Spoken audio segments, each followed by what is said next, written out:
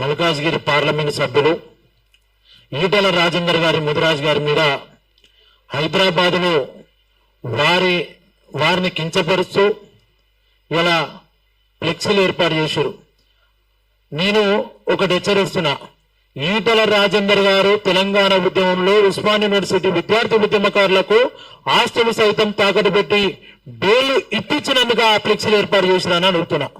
ఈటల రాజేందర్ గారు తన కుటుంబాన్ని తన జీవితాన్ని నాగం చేసుకుని కరోనా సమయంలో కరోనా బాధితులకు అన్ని హాస్పిటల్ చుట్టూ తిరుగుతూ వారికి అండగా నిలబడేందుకు ఇలా ఫ్లెక్సీలు ఏర్పాటు చేసిందని అడుగుతున్నా.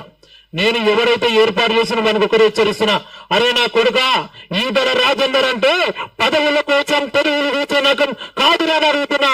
ఈటల రాజేందర్ అంటే తెలంగాణ సమాజం కోసం తెలంగాణ ప్రజల కోసం నిలబడే నేత అని కూడా నేను తెలియజేస్తున్నా.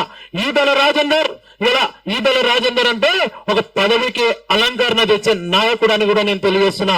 ఈటల రాజేందర్ అంటే నాడు కరోనా సమయంలో వైద్య శాఖ మంత్రి పదవి ఇస్తే ఆ పదవికి ఇలా వన్నె తెచ్చిన నాయకుడు అని కూడా నేను తెలియజేస్తున్నా.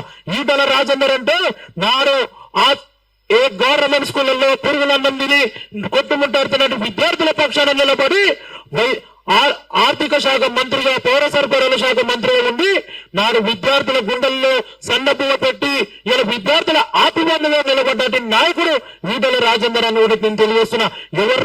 ఎవర్రా అని అడుగుతున్నా. ఇలా పదవుల కోసం బీజేపీ మీద ఏరుస్తుందని దృష్టి ప్రచారం చేసే వాళ్ళకి హెచ్చరిస్తున్నా.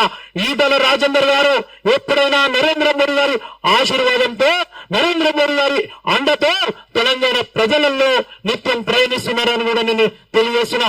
ఈటల రాజేందర్ గారు భారతీయ జనతా పార్టీకి వారికి అండగా నిలబడ్డదని కూడా నేను తెలియజేస్తున్నా.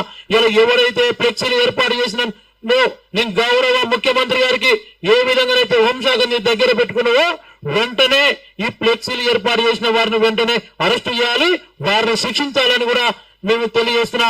ఒకవేళ మీ వల్ల కాకపోతే మేము పట్టుకుంటామని కూడా మేము తెలియజేస్తున్నా. అది ఎవరైనా సరే, ఇంటి దొంగనైనా సరే, బయటి దొంగనైనా సరే, ఈ నీచమైన సంస్కృతి మంచి పద్ధతి కాదని కూడా నేను హెచ్చరిస్తున్నా. Thank you.